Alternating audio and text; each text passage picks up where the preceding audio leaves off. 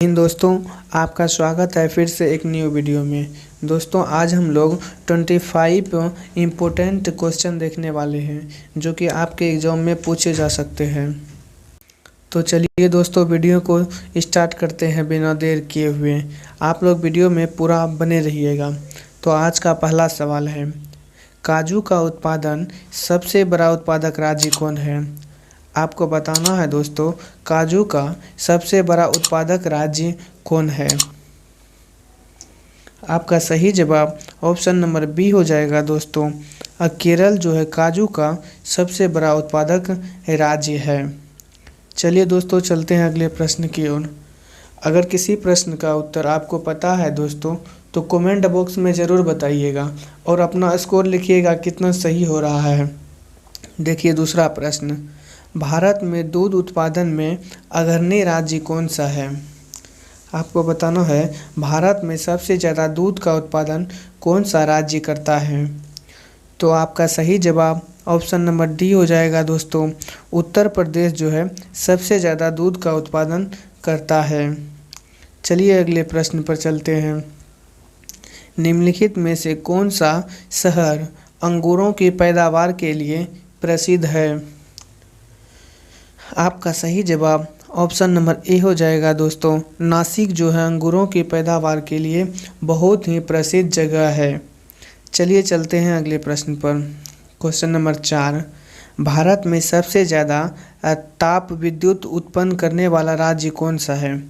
आपको बताना है भारत में सबसे ज़्यादा ताप विद्युत उत्पन्न करने वाला राज्य कौन सा है? तो आपका सही जवाब ऑप्शन नंबर बी हो जाएगा दोस्तों। महाराष्ट्र जो है सबसे ज़्यादा ताप विद्युत उत्पन्न करता है। चलिए अगला प्रश्न पर चलते हैं।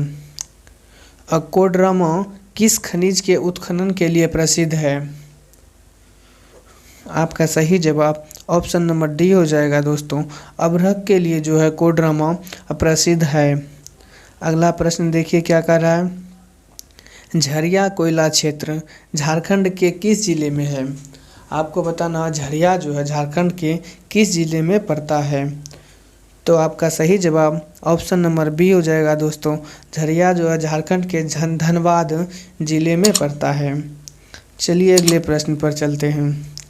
भारत में प्रथम सीमेंट संयंत्र 2004 भारत में प्रथम सीमेंट संयंत्र 1904 ईस्वी में कहाँ स्थापित किया गया था?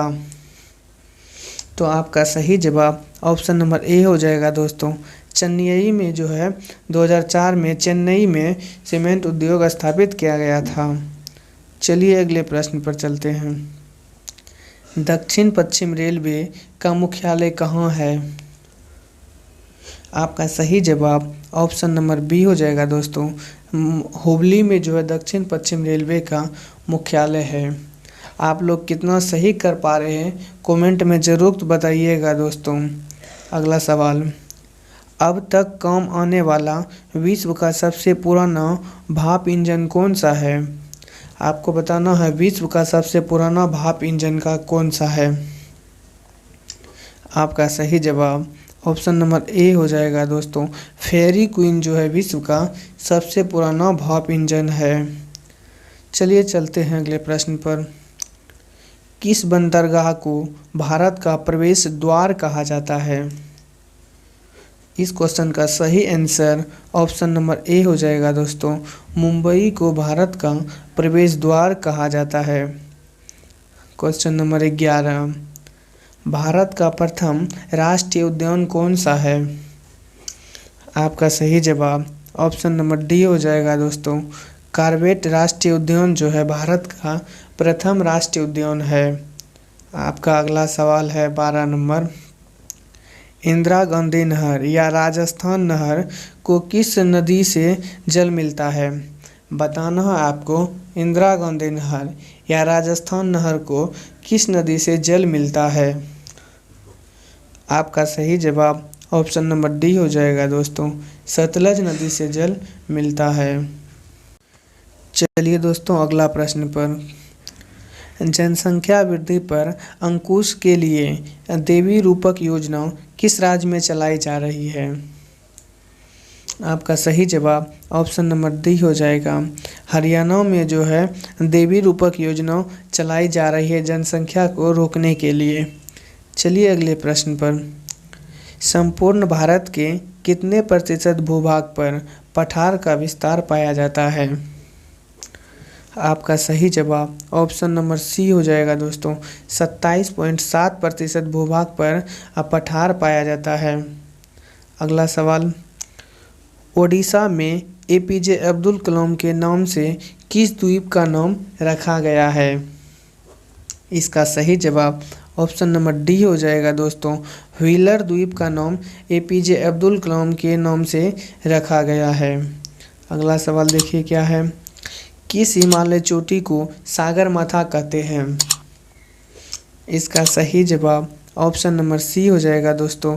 माउंट एवरेस्ट को सागरमाथा कहते हैं। देखते हैं अगला क्वेश्चन क्या कह रहा है। अगला क्वेश्चन है गिरनार पहाड़ियाँ कहाँ स्थित है? इसका सही जवाब ऑप्शन ए हो जाएगा दोस्तों। गिरनार की पहाड़ियाँ जो है गुजरात में स्थित है। चलिए अगले प्रश्न पर चलते हैं। अंडमान और निकोबार द्वीप समूह में सबसे अधिक ऊंचाई वाली चोटी कौन सी है? आपका सही जवाब ऑप्शन नंबर ए हो जाएगा। सौडील पीक जो है अंडमान निकोबार की सबसे ऊंची चोटी है।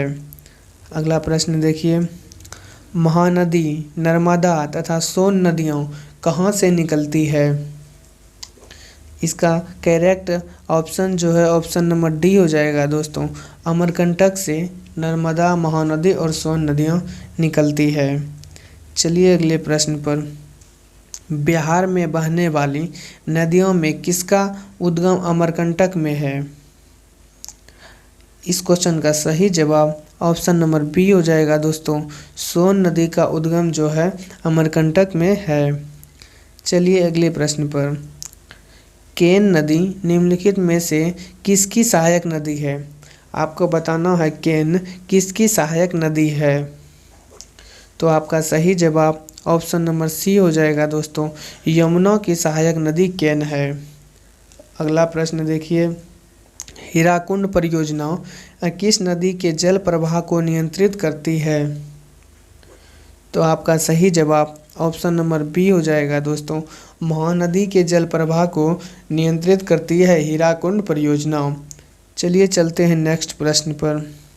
Question number 23। भारतीय वन सर्वेक्षण विभाग की स्थापना कब की गई थी?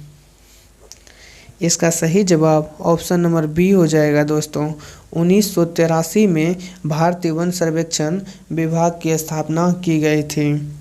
चलिए नेक्स्ट प्रश्न। निम्नलिखित में से कौन सा राज्य शहतूत रेशम उत्पादित करता है? इस क्वेश्चन का सही जवाब ऑप्शन नंबर बी हो जाएगा दोस्तों। कर्नाटक जो है शहतूत का उत्पादन करता है। चलिए दोस्तों चलते हैं अगले प्रश्न की ओर और आज का लास्ट प्रश्न है।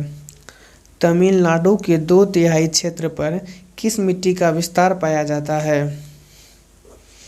आपका सही जवाब ऑप्शन नंबर सी हो जाएगा दोस्तों। लेटेराइट मिट्टी का विस्तार तमिलनाडु के 2/3 क्षेत्र पर पाया जाता है। दोस्तों वीडियो पसंद आया हो तो लाइक कर चैनल को सब्सक्राइब करें और अपने दोस्तों को शेयर ज़रूर करें दोस्तों। और हाँ दोस्तों, आपका कितना स्कोर हुआ कमेंट बॉक्स में ज़रूर बताएं। धन्यवाद दोस्तों, मिलते हैं अगले वीडियो में।